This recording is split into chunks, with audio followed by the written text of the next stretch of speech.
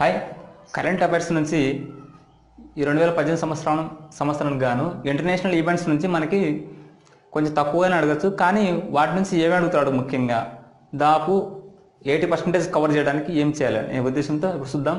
వీటిలో ముఖ్యంగా international events నుంచి, ముఖ్యంగా అధ్యక్షుల నుంచి, ఇంటర్నేషనల్ కంట్రీస్ అధ్యక్షులు, అదేవిధంగా పిఎంస్ అంటే ప్రధానమంత్రులు, అక్కడ జరిపిన మన ఇండియాకి అక్కడ జరిపిన సదస్సులు, ఆ సదస్సులో మెంబర్స్ ఎవరు, అదేవిధంగా ఏదైనా ఇండెక్స్ ఉంటే కనుక వాటి ఇండెక్స్ గురించి మనం ఇప్పుడు తెలుసుకుందాం. ఇవి ముఖ్యంగా అడుగుతారు. వీటిలో అధ్యక్షులు వచ్చేసి మనం గుర్తుపెట్టుకోవాలి, కొంచెం కష్టంగానే ఉంటాయి. పాకిస్తాన్ వచ్చేసి ఆరిఫ్ అల్వి అనేది. వీటిలో మనకి ఆరిఫ్ అనేది గుర్తుంటుంది, ఎందుకంటే మన ఇండియాలో కానీ మన స్టేట్లో కానీ ముఖ్యంగా ఇలాంటి పేర్లు ఉంటాయి కాబట్టి గుర్తుంటుంది. కానీ అల్వి అనే పేరుతో మనకు ఉండదు కాబట్టి కొంచెం గుర్తుండకపోవచ్చు. కొందరు ఏం చెప్తుంటారంటే ఆరిఫ్ అంటే ఇదిని ఒక స్టోరీ బిల్డింగ్గా రాసి గుర్తుపెట్టుకుంటారు కొందరు. ఈ విధంగానే గుర్తుపెట్టుకోవచ్చు. కానీ ఆ స్టోరీని కూడా గుర్తుపెట్టుకోవడానికి మళ్ళీ ఇంకొక టెక్నిక్ ఉపయోగించుకోవాల్సి వస్తుంది. అలా లేకుండా సింపుల్గానే ఏ స్టోరీ బిల్డింగ్ టెక్నిక్ లేకుండా మనం ఇప్పుడు ఎలా గుర్తుంచుకోవాలనేది పెట్టుకున్నాం. మామూలుగా మనము మన ఫ్రెండ్స్ని కానీ మనం చాలా వరకు గుర్తుపెట్టుకుంటాం. ఆ విధంగానే వీటిలో కూడా కొంచెం చదివితే గుర్తుపెట్టుకోవచ్చు. ఇప్పుడు పాకిస్తాన్కి సంబంధించి ఆరిఫ్ అని గుర్తుపెట్టుకోండి చాలు, అంతే. పాకిస్తాన్కు అధ్యక్షుడు ఆరిఫ్ అల్వి అనేది వదిలేసేయండి, ఎందుకంటే ఆల్రెడీ మీకు ఆప్షన్లో ఆరిఫ్ అల్వి అనేది వస్తుంది. ఇప్పుడు ఆరిఫ్ అనేది గుర్తుపెట్టుకుంటే అల్వి అనేది మీరు మర్చిపోవాల్సిన అవసరం లేదు. ఈ చాలా వరకు ఈ ఆరిఫ్ అనే వస్తుంది. ఆరిఫ్ అల్వి, ఆరిఫ్ ఇంకో పేరు ఏదైనా వచ్చాక కొంచెం కన్ఫ్యూజ్ కావచ్చు. ఒకసారి చూసింటాం కాబట్టి ఈ ఆప్షన్లో మనం కరెక్ట్ ఆప్షన్ అని మనం ఆన్సర్ చేయగలుగుతాం. ఇప్పుడు పాకిస్తాన్కి సంబంధించి ఆరిఫ్ అని గుర్తుపెట్టుకుంటే సరిపోతుంది అధ్యక్షుడు. బంగ్లాదేశ్ అధ్యక్షుడు ఎవరంటే హమీద్. వీళ్ళు ముఖ్యంగా అక్కడ ఎక్కువగా ముస్లిమ్సే ఉంటారు కాబట్టి ఇక్కడ వాళ్ళ పేర్లతోనే ఉంటాయి, దాపు, ఆరిఫ్, హమీద్ అని. బంగ్లాదేశ్ సంబంధించింది హమీద్, కన్ఫ్యూజ్ కాకూడదు. అదేవిధంగా మయన్మార్కు అధ్యక్షుడు వచ్చేసి విన్మెంట్. వీటిని గుర్తుపెట్టుకోవాలంటే ఒకసారి గుర్తుపెట్టుకోవచ్చు.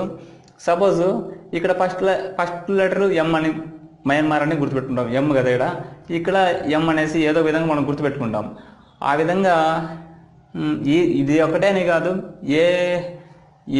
ఏ పేర్లు వచ్చినా కానీ ఇలాంటి టెక్నిక్స్ మనం ఉపయోగించుకోవాలి. ఒకరు చెప్తేనే కాదు, మనమే క్రియేట్ చేసుకోవాలి. మనమే సొంతంగా క్రియేట్ చేసుకొని ఈ టెక్నిక్ను బాగా గుర్తుపెట్టుకోవాలి ఇలాంటి టఫ్గా వచ్చినప్పుడు. ఇంకోటి దక్షిణాఫ్రికాకి సంబంధించింది సిరిల్ రమాపోసా. ఇప్పుడు రమాపోసా అనేది మనం గుర్తుపెట్టుకోవచ్చు, కానీ సిరిల్ అనేది గుర్తుపెట్టుకుంటాం. దక్షిణాఫ్రికాకు అంటే సౌత్ ఆఫ్రికాకు సంబంధించి సిరిల్ అధ్యక్షుడు. రష్యాకి పుతిన్ అని మనం ఎప్పటి నుంచో మనకు తెలుసు, ఇంతకుముందు ఎగ్జామ్స్ రాసింటాము. అదేవిధంగా మనం చాలా పేపర్లో చూసింటాము. రష్యన్కి ఎప్పటి నుంచో పుతిన్ అని అతను ఉన్నాడు. ఈ అధ్యక్షులు ఈ మధ్య రీసెంట్గా జరిగిన ఇంటర్నేషనల్ ఈవెంట్స్కి సంబంధించి కొత్త అధ్యక్షులు రావడము, వాటికి సంబంధించిన ఇవి ఎక్కువగా అడిగే, ఇప్పుడు ఈసారి ఎగ్జామ్స్కి అడిగే మాత్రం చెప్పగలుగుతున్నాను, అన్నీ కాదు.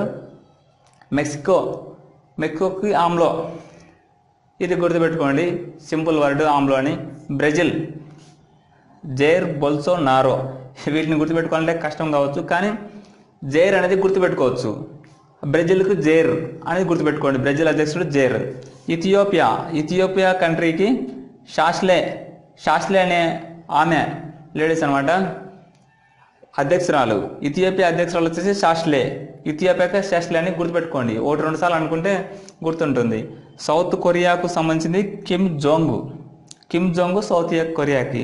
ఈ కిమ్ జోంగ్ అతను ఇంటర్పోల్కి కూడా అధ్యక్షత వహిస్తున్నాడు. ఇంటర్పోల్ అంటే ఇంటర్నేషనల్ పోలీస్ డిపార్ట్మెంట్కి సంబంధించింది, దానికి సంబంధించింది. ఆ సంస్థ ఇంటర్పోల్ సంస్థకి కిమ్ జోంగ్ అంటే సౌత్ కొరియాకు సంబంధించిన అధ్యక్షుడు ఇంటర్పోల్కి అధ్యక్షుడు అన్నాడు. ఇక్కడ ఇది ముఖ్యంగా అడిగే బిట్ రావచ్చు, ఇంటర్పోల్కి ఎవరు అధ్యక్షుతున్నారు? Kim Jong. ఇంటర్పోల్ అధ్యక్షుడు కిమ్ జోంగ్ ఏ దేశానికి చెందినవాడు, లేదంటే అధ్యక్షుడు? సౌత్ కొరియా అధ్యక్షుడు. ఈ విధంగా క్వశ్చన్స్ అడుగుతాడు. మాల్దీవులకి సోలిహ్ అనేది గుర్తుపెట్టుకోవాలి. ఇకపోతే పిఎం ప్రధానమంత్రి వద్దాము. ఇప్పుడు పాకిస్తాన్కు ఇమ్రాన్ ఖాన్, ముఖ్యంగా ముస్లిం పేరు ఉంటుంది పాకిస్తాన్కి ఇమ్రాన్ ఖాన్. అదేవిధంగా పాకిస్తాన్ అధ్యక్షుడు ఆరిఫ్, పాకిస్తాన్ ప్రధానమంత్రి వచ్చేసి ఇమ్రాన్ ఖాన్. ఇది గుర్తుపెట్టుకోవాలి, కన్ఫ్యూజ్ కావద్దు వీటి రెండిట్లో. ఓకే. ఆర్మీనియాకు నికోల్, ఓకే. మలేషియాకు మహతీర్. ఈ ఫస్ట్ లెటర్ గుర్తుపెట్టుకోండి. దాదాపు 2 ఆప్షన్స్ను అవాయిడ్ చేసేదానికనే ఉంటుంది. నేపాల్కు కేపీ శర్మ, ఇది మనకు గుర్తుండే విషయమే. కేపీ శర్మ నేపాల్. జపాన్కు వచ్చేసి షింజో అబే. వీటిని ప్రధానమంత్రులు, అధ్యక్షుల గురించి మనం ఈ మధ్య 2018లో జరిగిన ఎలక్షన్ వల్ల కావచ్చు, కొత్తగా వచ్చిన వాళ్ళు కావచ్చు, మళ్ళీ రీప్లేస్మెంట్ అయిన వాళ్ళు కావచ్చు, వీళ్ళు వచ్చారు. మొత్తం అన్నీ కాదు, అంత లిస్ట్ ఏమి కాదు. ఇప్పుడు ఓన్లీ ఇంపార్టెంట్ ఇప్పుడు అడగవలసినవి మాత్రమే చెప్తున్నాను నేను. ఇకపోతే G7 సదస్సు ఇంటర్నేషనల్ పరంగా జరుగుతుంటుంది. అప్పుడు G8 సదస్సు ఉన్నది. అప్పట్లో వీటిలో రష్యా ఉన్నది అనమాట. G8 అంటే 8 కంట్రీలు ఉన్నాయి. అప్పుడు ఒక కంట్రీని వైదొలిగిందనమాట కొన్ని కారణాల వల్ల. వీటిలో ఒక కంట్రీ రష్యా పోను ఇప్పుడు 7 దేశాలు మాత్రమే ఉన్నాయి. ఇది వచ్చేసి ఆ 7 దేశాలు వచ్చేసి America, Canada, Britain, Italy, France, Germany and Japan. వీటి మనం గుర్తుపెట్టుకోవాలి. ముఖ్యంగా అమెరికా అనేది G7లో కంపల్సరీ ఉంటుంది అనుకోవాలి. మన ఇండియా అనేది ఇక్కడ లేదు. G7 సదస్సులో మన ఇండియా ఉందంటే లేదు. పోతే India, France, Canada, Britain, Italy, France, Germany, Japan ఆ దేశాలు ఉన్నాయి. వీటిని కొంచెం టెక్నికల్గా గుర్తుపెట్టుకోండి. ఇకపోతే G7 సదస్సు ఎప్పుడు జరిగిందంటే జూన్ 8, 9 తేదీల్లో జరిగింది. ఎక్కడ జరిగిందంటే కెనడాలో జరిగింది. కెనడాలోని లామాల్బే. ఈ లామాల్బే అనేది గుర్తుండకపోవచ్చు. కెనడా అనేది గుర్తుపెట్టుకుంటే చాలు, వాటిలో ప్లేస్ ఆటోమేటిక్ గుర్తొస్తుంది. లామాల్బే కెనడాలో జరిగింది. ఈ G7 సదస్సుకు అధ్యక్షత ఎవరున్నారంటే కెనడా ప్రధానమంత్రి ట్రూడో. అతని పేరు కెనడా ప్రధానమంత్రి పేరు ట్రూడో నాయకత్వం వహించాడు అనమాట. G7 సదస్సుకి నాయకత్వం వహించింది ఎవరు? కెనడా ప్రధానమంత్రి ట్రూడో. ఇతను నాయకత్వం వహించాడు. ఇకపోతే బిమ్స్టెక్ సదస్సు. ఈ బిమ్స్టెక్ సదస్సులోని దేశాల గురించి మనం సింపుల్గానే గుర్తుపెట్టుకోవచ్చు. ఎందుకంటే వీటి ఫస్ట్ లెటర్ ఈ బిమ్స్టెక్కి కలిసింది. అంటే బిమ్స్టెక్ ఉంది. ఓకే, ఇక్కడ వచ్చేసి BIMST. ఇక్కడ నేపాల్ అనేది ఏక్ అంటారు, ఏక్ కంట్రీ. వీటిని గుర్తుపెట్టుకోవచ్చు. బి అంటే భూటాను. ఓకే, ఫస్ట్ లెటర్ గుర్తుపెట్టుకోండి. B అంటే భూటాను, I అంటే ఇండియా, M అంటే మయన్మారు, S అంటే శ్రీలంక, T అంటే థాయిలాండ్, ఏక్ అంటే నెక్స్ట్ ఉండేది నేపాల్. ఇది గుర్తుపెట్టుకోండి. ఇప్పుడు ఎక్కడ జరిగింది బిమ్స్టెక్ సదస్సు? ఎక్కడ జరిగింది? నేపాల్లో రాజధాని కాఠ్మండులో జరిగింది. నేపాల్ రాజధాని ఏది? కాఠ్మండులో జరిగిందనమాట. ఇది ఎప్పుడు జరిగిందంటే ఆగస్టు 30, 31 తేదీల్లో జరిగింది. ఆ తేదీ గుర్తుపెట్టుకోవాలి. అది జరిగిన ప్లేస్ మెయిన్గా గుర్తుపెట్టుకోవాలి. బిమ్స్టెక్ సదస్సు ఎక్కడ జరిగింది? కింది దేశాల్లో ఎక్కడ జరిగింది? ఇండియానా, భూటానా, నేపాలా, ఎక్కడ జరిగింది? ఈసారి బిమ్స్టెక్ సదస్సు ఎక్కడ జరిగిందంటే లాస్ట్ దేశం నేపాల్లో జరిగిందని గుర్తుపెట్టుకోండి, సరిపోతుంది. వీటి కంట్రీస్ కూడా కొంచెం గుర్తుపెట్టుకోండి. ఇకపోతే G20 సదస్సు. ఈ సదస్సుకు సంబంధించింది 20 దేశాలు సంబంధించిన సదస్సు ఇది. వీటి కంట్రీస్ అంతా గుర్తుపెట్టుకోవాల్సిన అవసరం లేదు.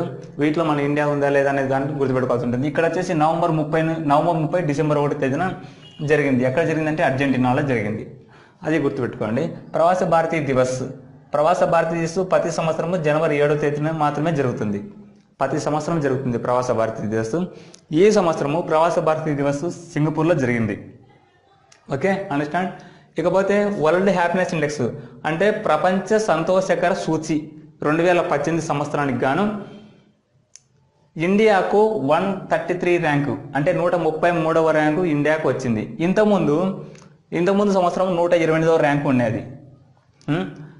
ప్రపంచ సంతోషకర సూచిలో ఇండియాకు లాస్ట్ ఇయర్ 128వ ర్యాంకు, ఈ సంవత్సరం 133వ ర్యాంకు. అడగచ్చు, ప్రపంచ సంతోషకర సూచిలో ఇండియా ర్యాంక్ ఎంత? 133. Okay, understand. వీటిలో ఫస్ట్ ర్యాంక్ ఎవరికంటే ఫిన్లాండ్కి, లాస్ట్ ర్యాంకు బురుండి. ఎక్కడ ఉంది? తూర్పు ఆఫ్రికాలో ఉంది అనమాట. తూర్పు ఆఫ్రికాలోని బురుండి అనే దేశం వచ్చేసి లాస్ట్ ప్లేస్లో ఉంది. ఫిన్లాండ్ ఫస్ట్ ప్లేస్ ఉంది. ఇండియా 133వ ర్యాంకు హ్యాపీనెస్ ఇండెక్స్లో. ఓకే, అదేవిధంగా ఇంకో కొన్ని వీటితో పాటు ఇంటర్నేషనల్ సంబంధించి తక్కువే ఉన్నాయి. వీటికి సంబంధించి ఇంకో 2-3 బిట్స్ ఉన్నాయి. వాటి గురించి తెలుసుకుందాము. వాటిలో ముఖ్యంగా అంతర్జాతీయ మహిళా దినోత్సవం ఎప్పుడు? మార్చి 8. ఓకే,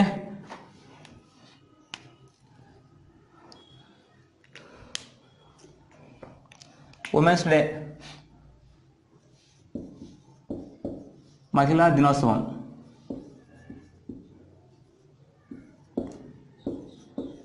మార్చి 8 జరుగుతుంది. మార్చిన 8 జరుగుతుంది 10 సంవత్సరము. వీటిలో ఇప్పుడు ఇతివృత్తం వీటికి సంబంధించిన ఈ సంవత్సరానికి 2018 సంవత్సరానికి గాను ఇతివృత్తం ఏదంటే ప్రెస్ పర్ ప్రోగ్రెస్. ఇది గుర్తుపెట్టుకోండి, press per progress, press per progress. Okay, press per progress. ఇది ప్రగతి కోసం పట్టుబట్టండి అని తెలుగులో అర్థం. ప్రగతి కోసం పట్టుబట్టండి, ఇది అన్నమాట. ఈ మహిళా దినోత్సవము మార్చి 8న 10 సంవత్సరం అని అందరికీ తెలుసు. వీటికి సంబంధించిన ఇంగ్లీష్లో వచ్చేసి ఇతివృత్తము ప్రెస్ ఫర్ ప్రోగ్రెస్, ఇకపోతే తెలుగులో వచ్చేసి ప్రగతి కోసం పట్టుబట్టండి. గుర్తుపెట్టుకోండి, మహిళా దినోత్సవానికి ప్రగతి కోసం పట్టుబట్టండి. World Water Forum, world